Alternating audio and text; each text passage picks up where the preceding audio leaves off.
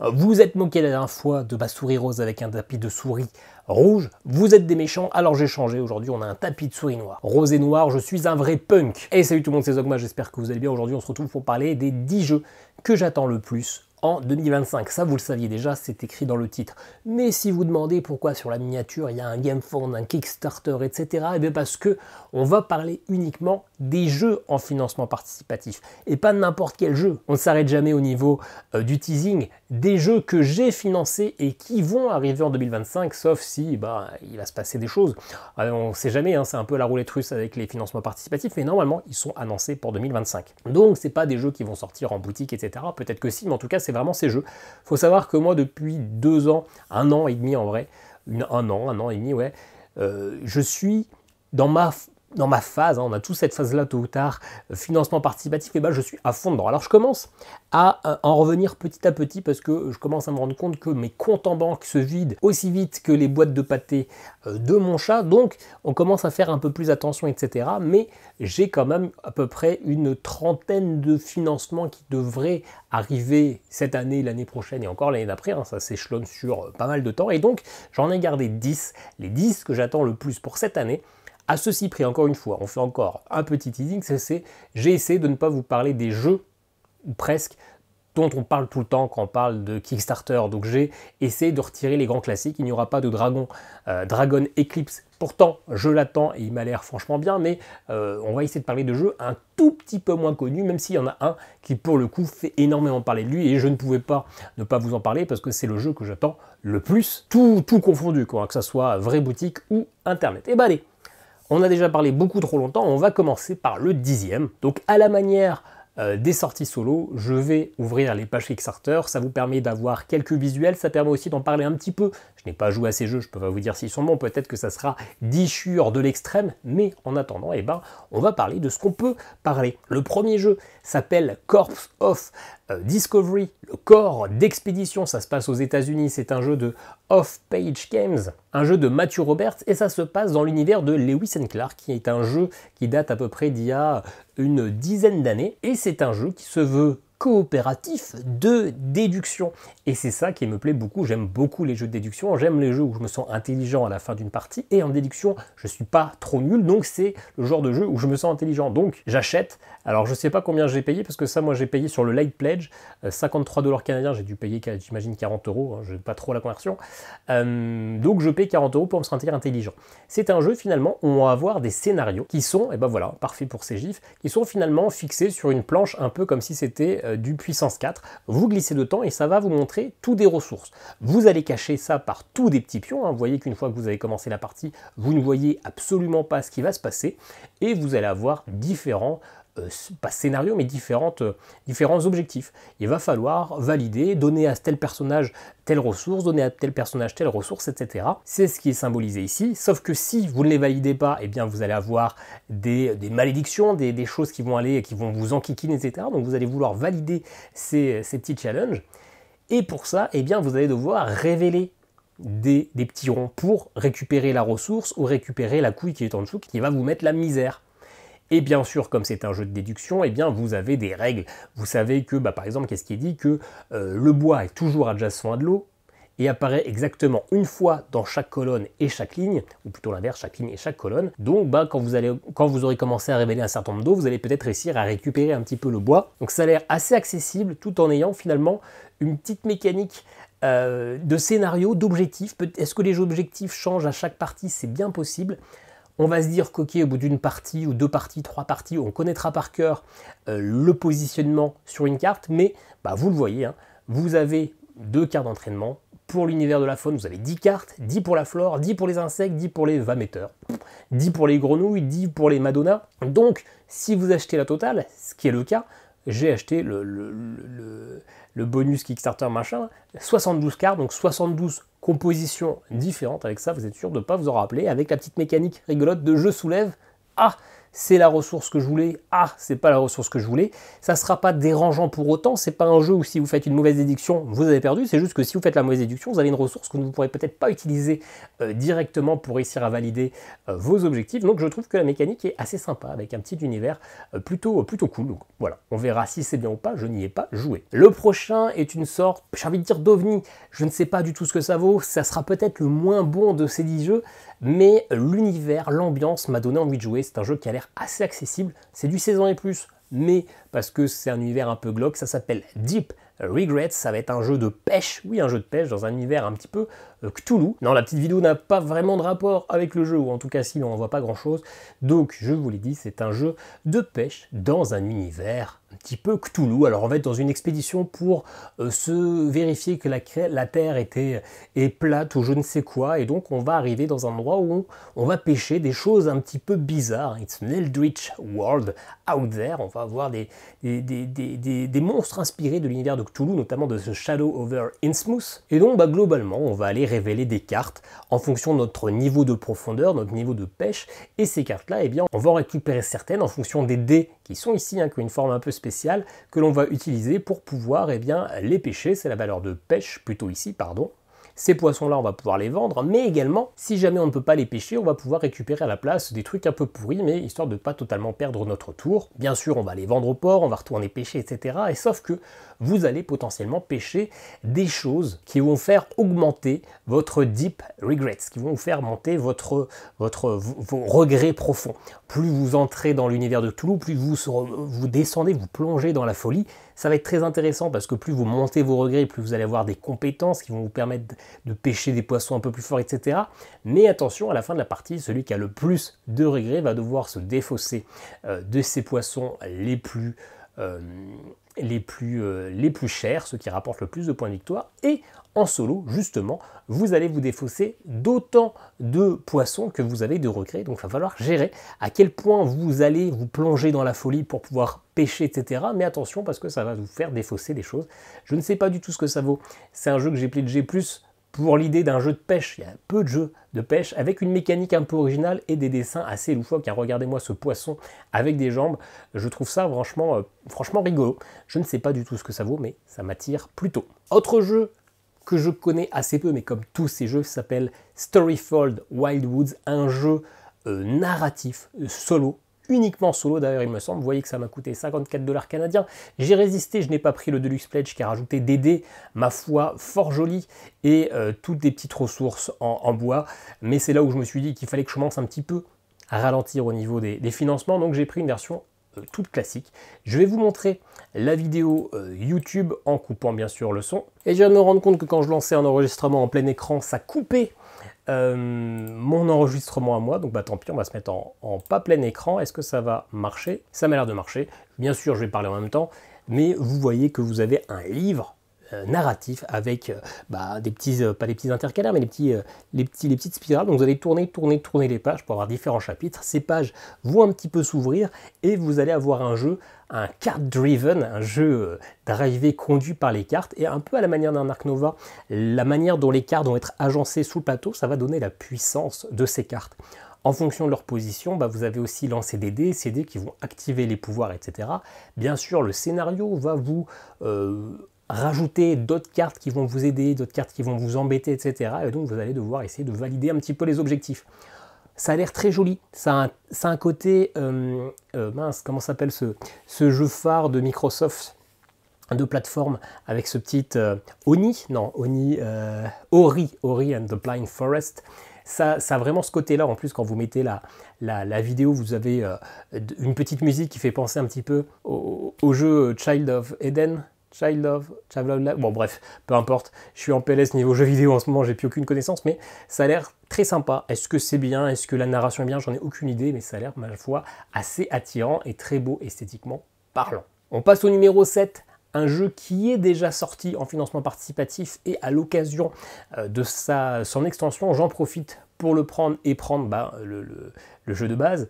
Il s'agit de Leviathan Wilds. Vous allez très vite reconnaître un petit côté Shadow of the Colossus, parce que regardez, vous avez des immenses titans, des colosses, des léviathans, et vous allez devoir grimper dessus. Alors là, pour le coup, on va pas devoir les tuer, on va devoir les soigner, on va devoir les sauver, et donc vous allez avoir un jeu finalement avec toutes des cartes qui vont vous dire, qui vont vous donner des effets, qui vont vous permettre de grimper le long des léviathans, et vous allez essayer de les soigner, de retirer leurs blessures.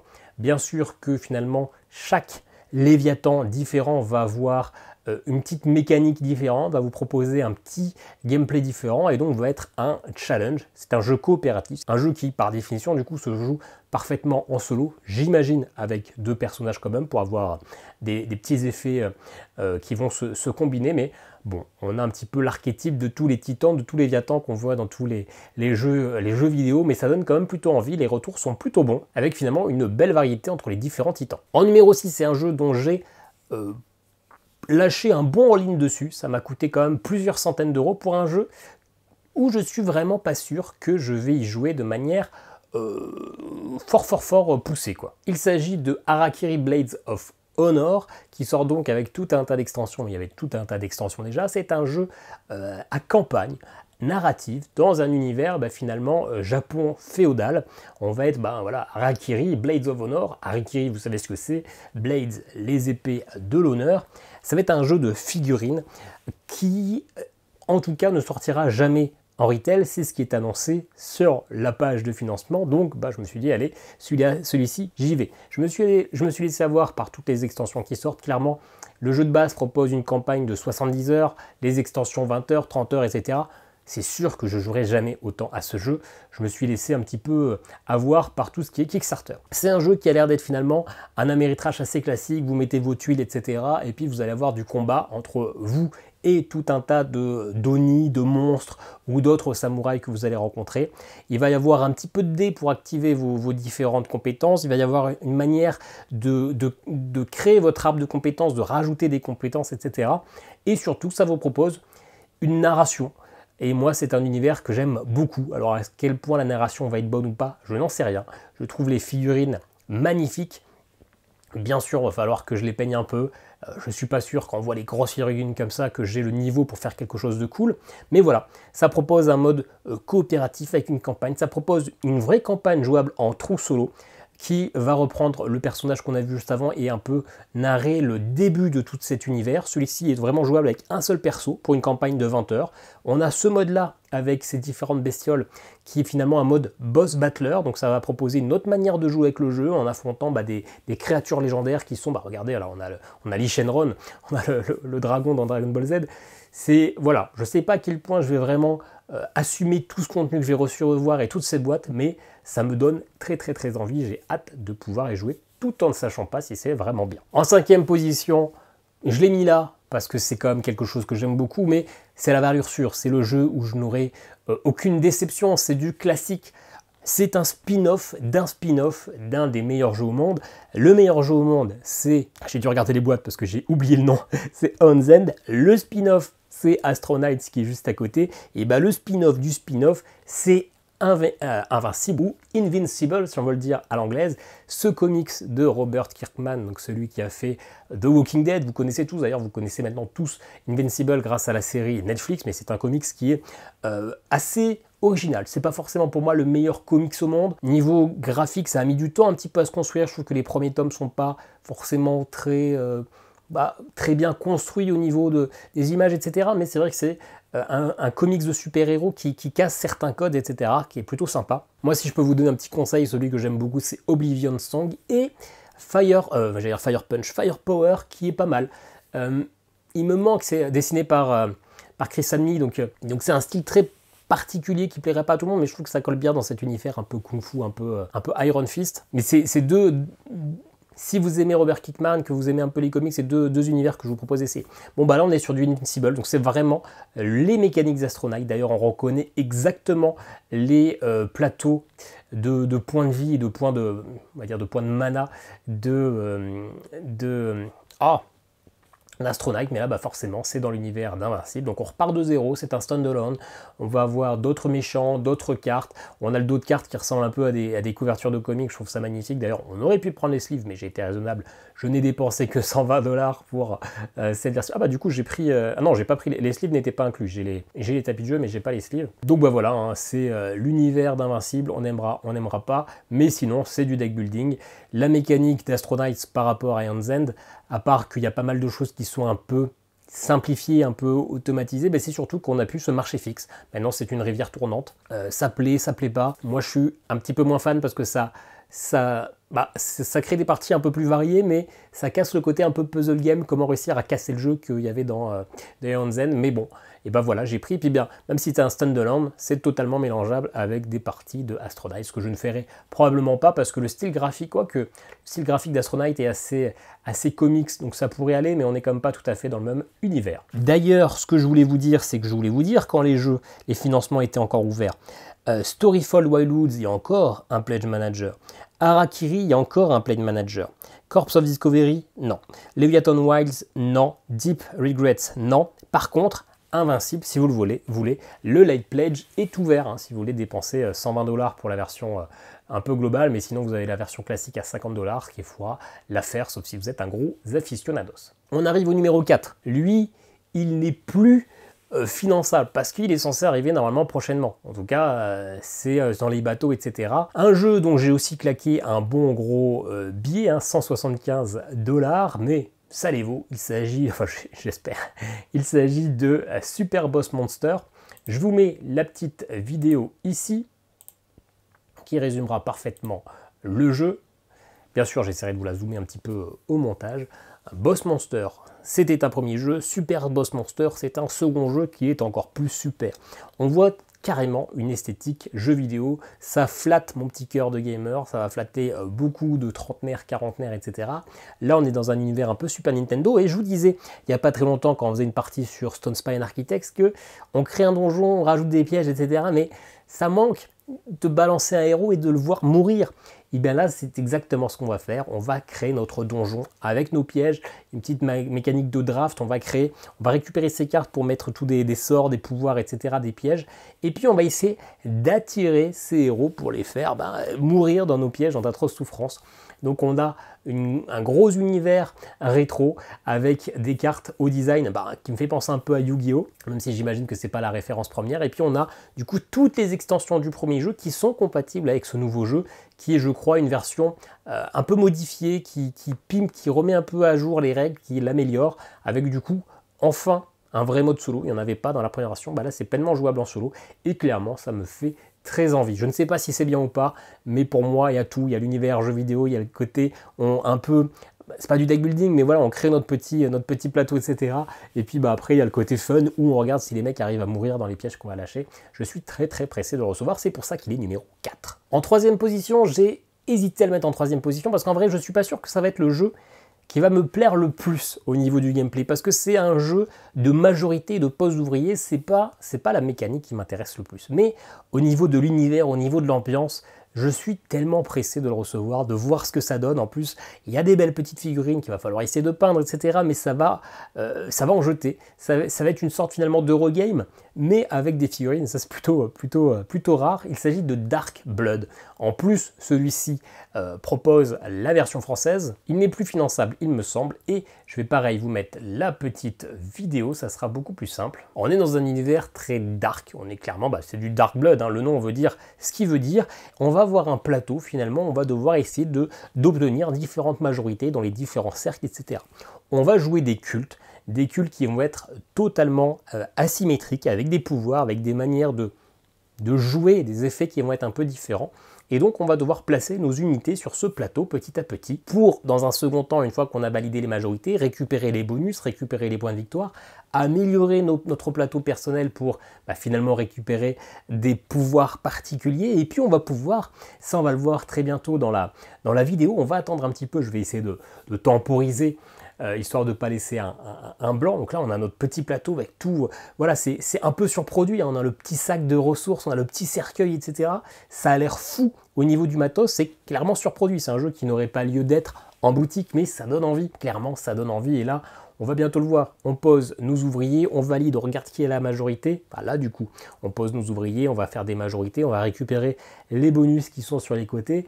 Et attention, roulement de tambour. Est-ce qu'on va voir ce qu'on va voir? Allez, allez, allez, allez. Là encore, les petites ressources en 3D, les petites fioles. C'est franchement surproduit, mais c'est ça qui a fait acheter le jeu, je pense, au 2300. Et voilà, il y a cet arbre des pendus. On va pouvoir sacrifier nos personnages et les accrocher à la petite corde sur l'arbre des pendus. Alors l'arbre des pendus, en réalité, qui est une extension qu'il faut payer 10 balles pour l'avoir, sinon j'imagine que c'est un simple token, etc. Mais je trouve l'ambiance totalement folle. Est-ce que ça va être un bon jeu ou pas? Je n'en sais strictement rien, mais clairement, c'est ce qui m'a fait acheter ce jeu, que je suis très très pressé de pouvoir voir. Ça va être très très très beau. On se met une petite musique en fond et ça va être l'idéal. On arrive en deuxième position. Le deuxième jeu que j'attends le plus, et qui lui aussi devrait pas trop tarder. Il me semble que tout ça, c'est dans les conteneurs, dans les bateaux, etc. C'est prévu pour juillet au niveau de la livraison. Je pense qu'ils vont avoir de l'avance en vrai, parce que c'est pas si rare en fait que les jeux ont de l'avance, hein, notamment Everdell Duo qui est pas là, je sais pas où il est.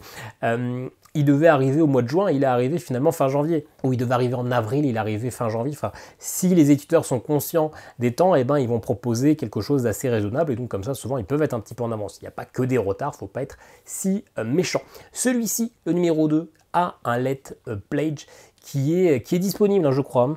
Il s'agit de Millennium Blades, qui est un reprint, qui est une version mise à jour avec du coup des nouvelles extensions, donc d'un jeu qui est sorti je crois il y a 5-6 ans. Millennium Blades, c'est très conceptuel, on va jouer des joueurs de TCG, de jeux de cartes à collectionner, et donc on va dans ce jeu acheter nos boosters pour les ouvrir et essayer de faire des tournois. Le premier, ça va jouer en 4 ou 5 tournois, et celui qui a le plus de points va gagner.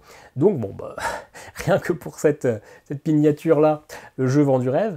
Mais globalement, ça va être un jeu où on va essayer de se retrouver une petite zone visible. Bon, c'est pas très visible. Ouais, c'est même carrément dégueulasse en fait, hein. Ils ont juste pris des morceaux de leur livret de règles qu'ils ont mis en mauvaise qualité. Mais bref, vous avez tout un marché de cartes par exemple avec cette extension. Voilà, elles ont toutes la même couleur parce que c'est une seule extension. Et ça, c'est le dos du booster.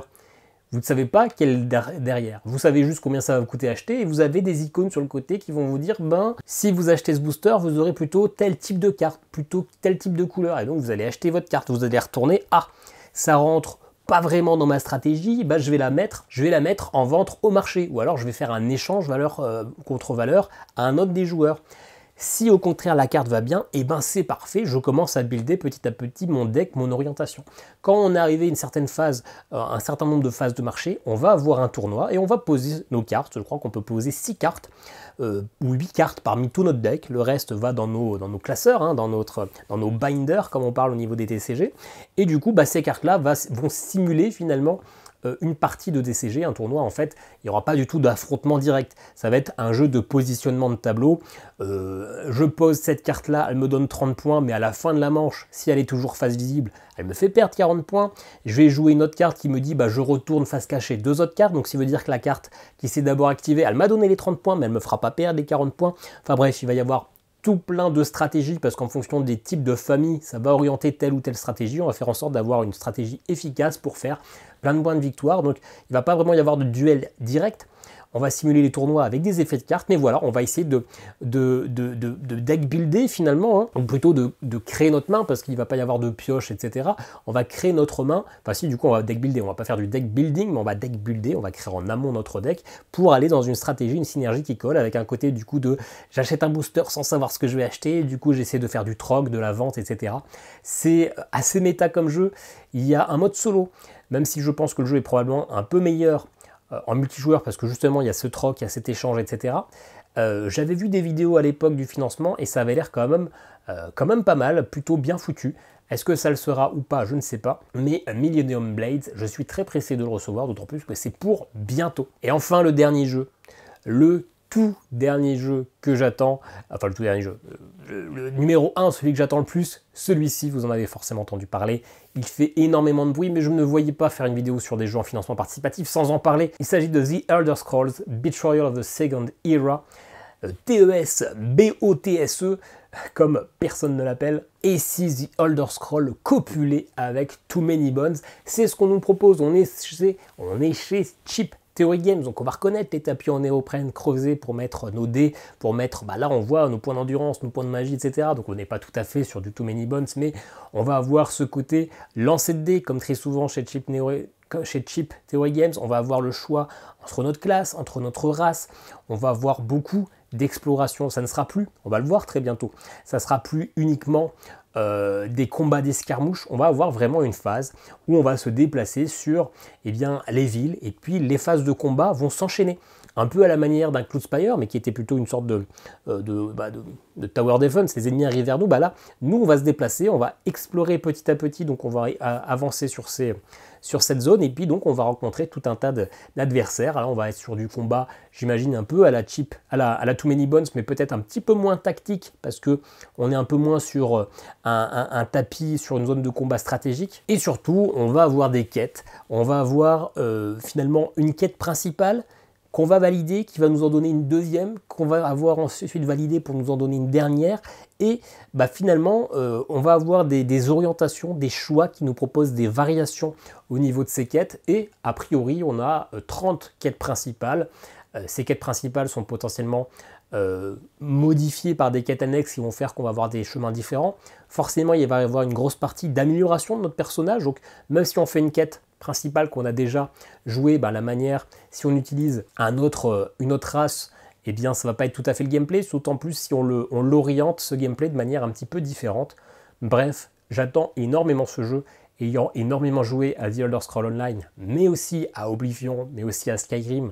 Malheureusement, je n'ai pas joué aux deux premiers, mais ça me donne très très envie, d'autant plus que c'est du Cheap Theory Games, donc je suis un fan incontesté, même si oui c'est très cher, oui c'est surproduit, mais c'est ce qui donne ce plaisir de fou au jeu, c'est aussi cette surproduction, ce plaisir de la manipulation qui fait que, certes, on a claqué un gros all-in, un gros all-in, parce qu'en plus du coup je me suis pris toutes des extensions de Too Many Bones avec, donc je sais pas combien j'ai dû claquer, mais je crois que sur ce jeu j'avais dû claquer 600 balles quand je l'ai financé. Alors j'ai déjà reçu tous mes Too Many Bones, donc finalement il ne doit plus rester que 400 balles de all-in, mais je suis pressé d'avoir enfin le revenu de mes gains, ou le gain de mes revenus, ou le gain de mes pertes, bref. Je suis pressé d'avoir The Elder Scrolls. Il me semble qu'en VO, c'est en cours de réception, tout ça. Je sais qu'il y a certains Canadiens du nom de Martin qui ont reçu une version. Voilà, donc la version française arrivera sûrement en fin d'année.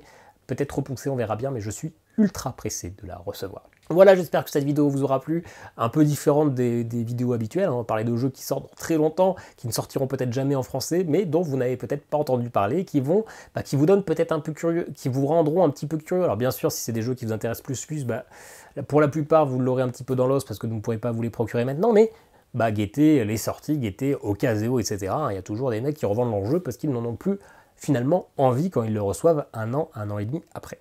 Voilà, si vous avez aimé cette vidéo, n'hésitez pas à partager, liker, commenter, dites-moi quels sont les jeux que vous attendez en financement participatif, mais pas que, on n'est pas si raciste que ça. Et puis si jamais vous voulez me soutenir, il y a un petit lien affilié Ludum pour vous acheter vos jeux, des jeux qui ne sont pas du tout présents dans cette vidéo. Voilà, à très bientôt, ciao ciao.